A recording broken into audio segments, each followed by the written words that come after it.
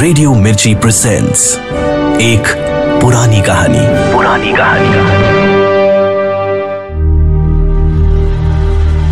अब सुनिए सादत हसन मंटो का अफसाना चुगत, प्रोड्यूस्ड बाय अंकित शर्मा और आवाज है आरजे साइमा की। लड़कों और लड़कियों की मोहब्बत की कहानियों का जिक्र हो रहा था। प्रकाश, जो बहुत देर से खामोश बैठा अंदर ही अंदर बहुत शिद्दत से सोच रहा था, एकदम फट पड़ा। सब बकवास है। 100 में से 99 मोहब्बत की कहानियां निहायत ही भोंडे, लचर और बेहुदा तरीकों पर अमल में आते हैं। एक बाकी रह जाती है, उसमें आप अपनी शायरी रख लीजिए या अपनी सूझबूझ और काबिलियत भर दीजिए। मुझे हैरत है, तुम सब तजुर्बेकार हो, एक आम आदमी के मुकाबले में ज्यादा समझदार हो। जो हकीकत है तुम्हारी आंखों से ओझल भी नहीं है। फिर ये क्या हिमाकत है कि तुम बराबर इस बात पर जोर दिए जा रहे हो कि औरत को करीब करने के लिए नर्म नाजुक शायरी, हसीनो जमील शक्ल, खुश ढंग लिबास, इत्र, लैवेंडर और जाने किस किस खुराफात की जरूरत है। और मेरी समझ में ये चीज तो बिल्कुल नहीं आती कि औरत से इश्क लड़ाने से पहले तमाम पहलू सोचकर एक स्कीम बनाने की जरूरत है। चौधरी ने जवाब दिया, हर काम करने से पहले आदमी को सोचना पड़ता है। प्रकाश ने फौरन ही कहा, मानता हूं, लेकिन ये इश्क लड़ाना मेरे नजदीक काम नहीं। ये एक भाई, तुम गौर क्यों नहीं करते? कहानी लिखना एक काम है, इसे शुरू करने से पहले सोचना जरूरी है। लेकिन इश्क को आप काम कैसे कह सकते हैं? ये एक मेरा मतलब है, इश्क मकान बनाना नहीं जो आपको पहले नक्शा बनवाना पड़े। एक लड़की या औरत आपके सामने आती है, आपके दिल में कुछ गड़बड़ सी होती है, फिर ये ख्वाहिश पैदा होती है कि वो आपके साथ लेटी हो। इसे आप काम कहते हैं? ये एक हैवानी तलब है जिसे पूरा करने के लिए हैवानी तरीके ही इस्तेमाल करने चाहिए। जब एक कुत्ता कुतिया से इश्क लड़ाना चाहता है तो वो बैठकर स्कीम तैयार नहीं करता। इसी तरह सांड जब बू सूंघ कर गाय के पास जाता है तो उसे बदन पर इत्र लगाना नहीं पड़ता। बुनियादी तौर पर हम सब हैवान हैं, इसलिए इश्क और मोहब्बत में दुनिया की सबसे पुरानी तलब में इंसानियत का ज्यादा दखल नहीं होना चाहिए। मैंने कहा, तो इसका ये मतलब हुआ कि शेरो शायरी, पेंटिंग, सनम तराशी ये सब महज बेकार हैं? प्रकाश ने सिगरेट सुलगाया और अपना जोश बकदरे किफायत इस्तेमाल करते हुए कहा, महज बेकार नहीं, मैं समझ गया तुम क्या कहना चाहते हो। तुम्हारा मतलब है कि जब फनूने लतीफा के वजूद का बाइस औरत है तो फिर ये बेकार कैसे हुए? असल बात यह है कि इनके वजूद की वजह खुद औरत नहीं है, बल्कि मर्द की औरत के बारे में हद से बढ़ी हुई खुशफहमी है। मर्द जब औरत के बारे में सोचता है तो और सब कुछ भूल जाता है। वो चाहता है कि औरत को औरत न समझे। औरत को महज औरत समझने से उसके जज्बात को ठेस पहुंचती है। वो चाहता है कि उसे खूबसूरत से खूबसूरत रूप में देखे। यूरोपीय ममालिक में जहां औरतें फैशन की दिलदादा हैं, जरा उनसे जाकर पूछो कि उनके बालों, उनके कपड़ों और उनके जूतों के नित नए फैशन कौन इजाद करता है? चौधरी ने अपने खास बेतकल्लुफाना अंदाज में प्रकाश के कंधे पर हौले से तमाचा मारा। तुम बहक गए हो यार। जूतों के डिजाइन कौन बनाता है? सांड गाय के पास जाता है तो लैवेंडर लगाना नहीं पड़ता। यहाँ बातें हो रही थी कि लड़कों और लड़कियों के वही इश्क कामयाब होते हैं जो शरीफाना खुतूत पर शुरू हों। प्रकाश के होठों के कोने तन से सिकुड़ गए। चौधरी साहब तिबला, आप बिल्कुल बकवास करते हैं। शराफत को रखिए आप अपने सिगरेट के डिब्बे में, और ईमान से कहिए, वो लौंडिया जिसके लिए आप पूरा 1 बरस अपने रुमालों को बेहतरीन से बेहतरीन लैवेंडर लगाकर स्कीमें बनाते रहे, क्या आपको मिल गई थी? चौधरी ने किसी कदर खिसियाना होकर जवाब दिया, नहीं। क्यों? वो किसी और से मोहब्बत करती थी।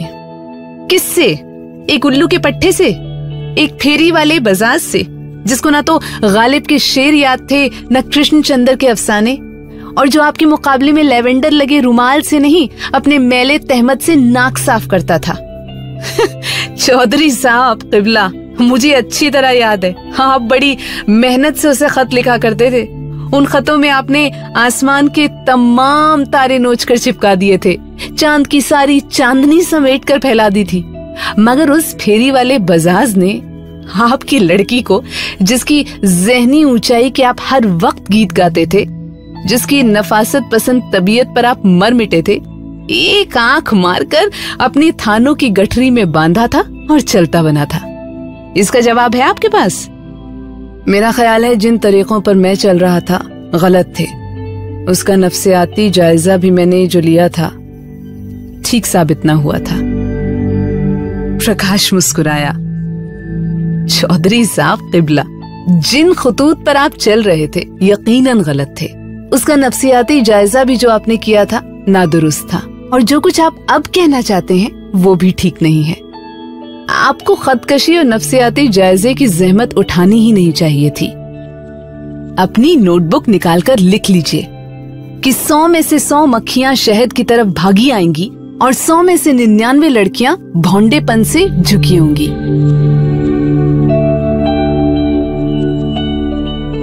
प्रकाश के लहजे में एक ऐसा तंज था जिसका रुख चौधरी की तरफ इतना नहीं था जितना खुद उसकी अपनी तरफ था। चौधरी ने सिर को जुम्बिश दी और कहा, तुम्हारा फलसफा मैं कभी नहीं समझ सकता। कोशिश करो और समझो, ये कोई ऐसी मुश्किल चीज नहीं है। किस्सा ये है कि एक आसान बात को तुमने मुश्किल बना दिया है। तुम आर्टिस्ट हो, नोटबुक निकालकर ये भी लिख लो कि आर्टिस्ट अव्वल दर्जे के बेवकूफ होते हैं। मुझे बहुत तरस आता है उन पर। कमबख्तों की बेवकूफी में भी खुलूस होता है। दुनिया भर के मसले हल कर देंगे, पर जब किसी औरत से मुठभेड़ होगी तो जनाब ऐसे चक्कर में फंस जाएंगे कि 1 गज दूर खड़ी औरत तक पहुंचने के लिए पेशावर का टिकट लेंगे और वहां पहुंचकर सोचेंगे वो औरत आंखों से ओझल कैसे हो गई। चौधरी साहब किबला, निकालिए अपनी नोटबुक और लिखिए कि आप अव्वल दर्जे के चुगत हैं।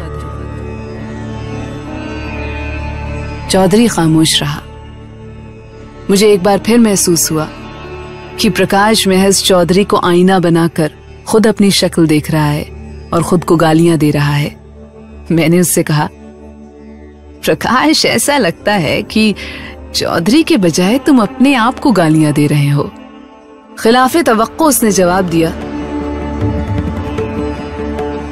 तुम बिल्कुल ठीक कहते हो, इसलिए कि मैं भी एक आर्टिस्ट हूँ। यानी मैं भी जब 2 और 2 4 होते हैं तो खुश नहीं होता। मैं भी किबला चौधरी साहब की तरह अमृतसर के कंपनी बाग में औरत से मिलकर फ्रंटियर मेल से पेशावर जाता हूँ और वहाँ आंखें मलमल कर सोचता हूँ कि वो औरत गायब कहाँ हो गई। ये कहकर प्रकाश खूब हंसा और फिर वो चौधरी साहब से कहने लगा, चौधरी साहब किबला, हाथ मिलाइए, हम दोनों फिसड्डी घोड़े हैं। इस दौड़ में सिर्फ वही कामयाब होगा जिसके जहन में सिर्फ एक चीज हो कि उसे दौड़ना है। ये नहीं कि वो काम और वक्त का सवाल हल करने बैठ जाए। इतने कदमों में इतना फासला इतने वक्त में तय होता है, तो इतने कदमों में कितना फासला कितने वक्त में तय होगा। इश्क ज्योमेट्री है ना अलजेब्रा, बस बकवास है, बकवास। इसलिए इसमें गिरफ्तार होने वाले को बकवास ही से मदद लेनी चाहिए। चौधरी ने उकताए हुए लहजे में कहा, क्या बकवास करते हो यार? तो सुनो, मैं तुम्हें एक सच्चा वाकया सुनाता हूं। मेरा एक दोस्त है, मैं उसका नाम नहीं बताऊंगा। 2 बरस हुए वो एक जरूरी काम से चंबा गया। 2 रोज के बाद लौटकर उसे डलहौजी चला आना था और इसके फौरन बाद अमृतसर पहुंचना था। मगर वो 3 महीने तक लापता रहा। न उसने घर खत लिखा न मुझे। जब वो वापस आया तो उसकी ज़बानी मुझे मालूम हुआ कि वो 3 महीने चंबा ही में रहा था कि वहां की एक खूबसूरत लड़की से उसे इश्क हो गया था। चौधरी ने पूछा, नाकाम रहा होगा? प्रकाश के होठों पर मानीखेज मुस्कुराहट पैदा हुई। नहीं, वो कामयाब रहा। जिंदगी में उसे एक शानदार तजुर्बा हासिल हुआ। 3 महीने वो चंबा की सर्दियों में ठिठुरता उस लड़की से इश्क करता रहा। हुआ यूं कि वो वापस डलहौजी आने वाला था कि पहाड़ी की एक पगडंडी पर मेरे दोस्त की एक काफिर जमाल हसीना से मुठभेड़ हो गई और तमाम कायनात सिकुड़कर उस लड़की में समा गई। मेरे दोस्त को मोहब्बत हो गई थी। क़िबला चौधरी साहब सुनिए, 15 दिनों तक लगातार वो गरीब अपनी मोहब्बत को चंबा की यखबस्ता फजा में दिल के अंदर दबाए छुप छुप कर दूर दूर से उस लड़की को देखता रहा, मगर वो लड़की के पास जाकर उससे हमकलाम होने की हिम्मत न कर सका। उससे बात करने की उसमें हिम्मत ही ना होती। हर दिन गुजरने पर वो सोचता कि दूरी कितनी अच्छी चीज है। ऊंची पहाड़ी पर वो बकरियां चरा रही है और नीचे सड़क पर उसका अपना दिल धड़क रहा है। आंखों के सामने जरा ये शायराना मंजर लाइए और दाद दीजिए। इस पहाड़ी पर आशिक़ सादिक खड़ा है और उस पहाड़ी पर उसकी सीमी बदन महबूबा। दरमियान में साफ पानी का नाला बह रहा है। सुभान अल्लाह, कैसा दिलकश मंजर है चौधरी साहब। क़िबला।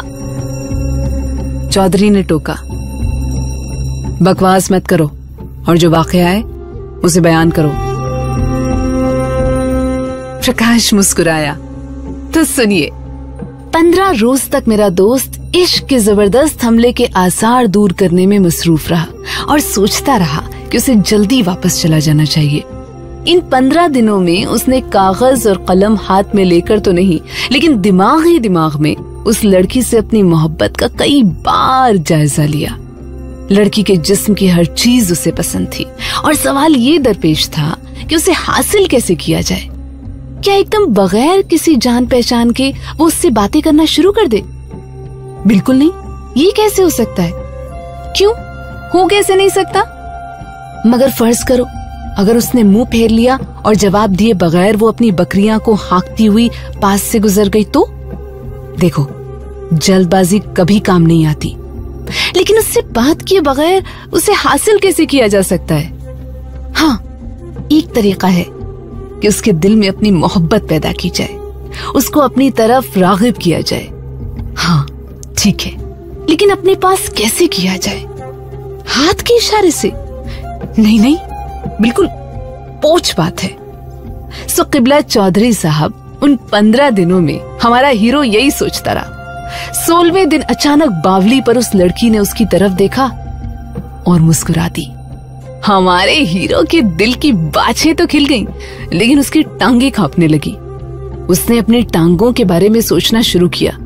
जब उसे उस लड़की की मुस्कुराहट का ख्याल आया तो उसने अपनी टांगें अपनी सोच से अलग कर दी और उस लड़की की पिंडलियों के बारे में सोचने लगा जो उठी हुई घघरी में से उसे नजर आई थी।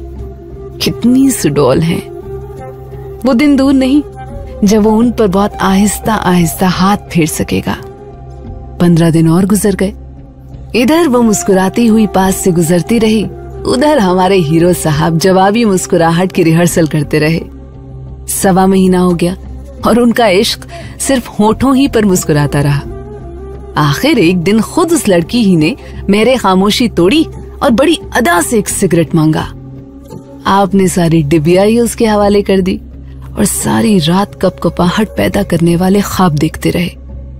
दूसरे दिन हमारे हीरो साहब ने एक आदमी को डलहौजी भेजा और सिगरेटों के 15 पैकेट मंगवाकर एक छोटे से लड़के के हाथ अपनी महबूबा को भिजवा दिए।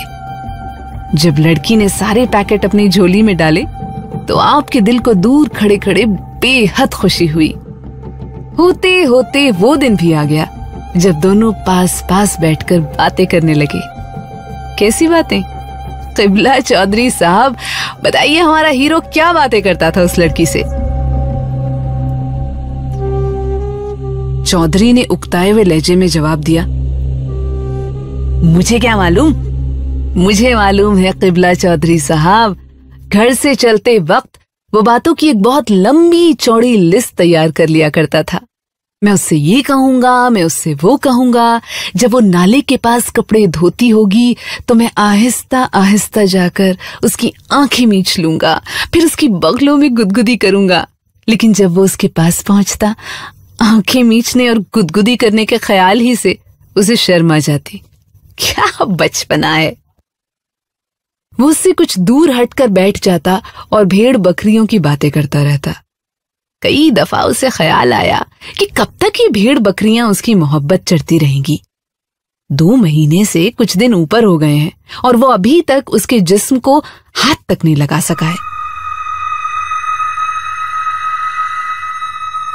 वो सोचता था कि वो हाथ लगाए कैसे, कोई बहाना तो होना चाहिए। फिर वो सोचता कि बहाने से हाथ लगाना बिल्कुल बकवास है। उसकी तरफ से खामोश इजाजत मिलनी चाहिए कि वो उसके बदन के जिस हिस्से को भी चाहे हाथ लगा सकता है। तब खामोश इजाजत का सवाल आ जाता। उसे पता कैसे चलेगा कि उसने खामोश इजाजत दे दी है?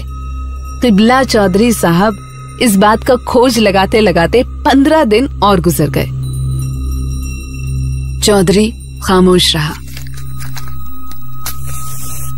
प्रकाश ने सिगरेट सुलगाया और मुंह से धुआं निकालते हुए कहने लगा। इस दौरान में वो काफी घुल मिल गए थे। दौराने गुफ्तगू में हमारे हीरो ने कई बार लड़की से अपने ऊंचे खानदान का जिक्र किया। अपने खास दोस्तों पर कई बार लानतें भेजी जो पहाड़ी देहातों में जाकर गरीब लड़कियों को खराब करते हैं। कभी दबी जबान में और कभी बुलंद बांग अपनी तारीफ भी की। इन तमाम बातों का असर हमारे हीरो के हक में बुरा हुआ। अब वो कैसे उस लड़की पर अपनी जिस्मानी ख्वाहिश जाहिर करता? उस पर जाहिर था कि मामला बहुत टेढ़ा और पेचदार हो गया है, मगर उसका जज्बा इश्क सलामत था। उसे उम्मीद थी कि एक रोज खुद लड़की ही अपने आप थाली में डालकर उसके हवाले कर देगी। कुछ दिन और बीत गए। एक रोज कपड़े धोते धोते लड़की ने, जिसके हाथ साबुन से भरे हुए थे, उससे कहा, तुम्हारी माचिस खत्म हो गई है, मेरी जेब से निकाल लो। जेब ऐन लड़की की बाईं छाती के उभार पर थी। हमारा हीरो झेप गया। लड़की ने फिर कहा, निकाल लो ना। थोड़ी सी हिम्मत करके उसने अपना कांपता हुआ हाथ बढ़ाया और 2 उंगलियां बड़ी एहतियात से लड़की की जेब में डाली। माचिस बहुत नीचे थी। वो घबरा गया, उंगलियां कहीं और न जा टकराएं। उसने हाथ खींच लिया और लड़की से कहा, तुम्हारी जेब से माचिस फिर कभी निकालूंगा। लड़की ने शरीर नजरों से उसकी तरफ देखा और मुस्कुरा दी। हमारे हीरो ने सोचा कि उसने आधा मैदान मार लिया है और वो दूसरा आधा मैदान मार लेने की स्कीमें बनाने लगा। प्रकाश चुप हो गया। चौधरी उसकी तरफ देख रहा था। प्रकाश ने कहना शुरू किया, एक रोज सुबह सवेरे वो नाले के इस तरफ बैठा, दूसरी तरफ बुलंदी पर लड़कियों को बकरियां चराते हुए देख रहा था और लड़की की उभरी हुई जेब के नीचे के माल पर गौर कर रहा था कि नीचे सड़क पर बावली के पास एक लॉरी रुकी। लॉरी से एक सिख ड्राइवर बाहर निकला और बावली से पानी पीकर उसने ऊपर लड़की की तरफ देखा। मेरे दिल में एक जलन सी पैदा हो गई। बावली की मुंडेर पर खड़े होकर उस मोबिल ऑयल से लिथड़े हुए सिख ड्राइवर ने एक बार फिर सावित्री की तरफ देखा और अपना गलीज हाथ उठाकर उसने सावित्री को इशारा किया।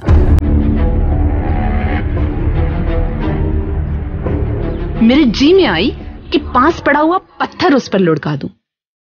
इशारा करने के बाद उसने अपने दोनों हाथ मुंह के इधर उधर रखकर निहायत ही भौंडे तरीके से पुकारा, ओए जानी, मैं सदके आऊं।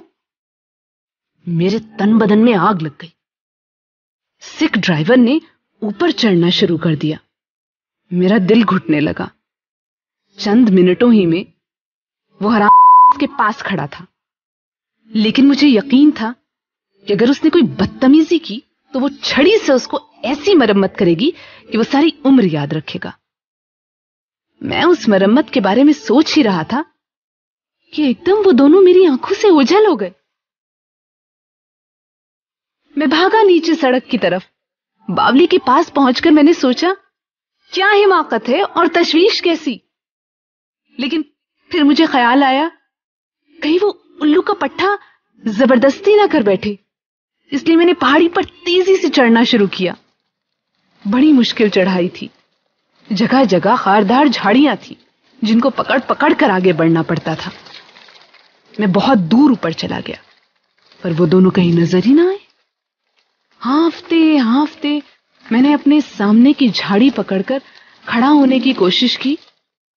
क्या देखता हूं, झाड़ी की दूसरी तरफ पत्थरों पर सावित्री लेटी हुई है और उस गलीज ड्राइवर की दाढ़ी सावित्री के चेहरे पर बिखरी हुई है। मेरे जिस्म के सारे बाल जल गए। 1 करोड़ गालियां उन दोनों के लिए मेरे दिल में पैदा हुई। एक बार के लिए मैंने सोचा तो मुझे महसूस हुआ कि दुनिया का सबसे बड़ा चुगद मैं हूं। मैं उसी वक्त नीचे उतरा और मैंने सीधा लॉरियों के अड्डे का रुख किया। प्रकाश के माथे पर पसीने की नन्ही नन्ही बूंदें चमक रही थी।